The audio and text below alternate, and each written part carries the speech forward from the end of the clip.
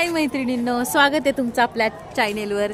तर आज आपण आलो होतो सार्थकला सोडवायला हॉस्टेलवर, पण खूप ट्रॅफिक लागलं त्यामुळे आम्हाला यायला उशीर झाला आणि उशीर झाल्यामुळे त्याला काय हॉस्टेलला घेतलंच नाही। आता उद्या 10 नंतर बोलवले। आता उशीर झाल्यामुळे आम्ही आलो आहे देवगडला मुक्कामी। ओ बोला काहीतरी, बोला की, बोला ना, बोला। पहिलाच व्लॉग आहे आपला, बोला। नाही बोल, साहेब लाजत्यात बोलायला, साहेब काय बोला नाही। तर दाखवते मी तुम्हाला देवगडचा परिसर कसा आहे।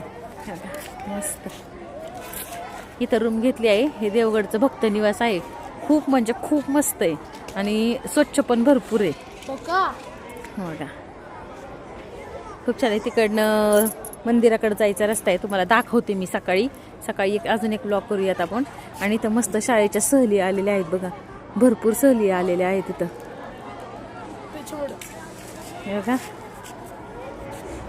हे बघा सार्थक लय खुश आहे बघा, आज इतका खुश आहे ना, त्याला लय आनंद झाला आज हॉस्टेलमध्ये घेतलं नाही तर।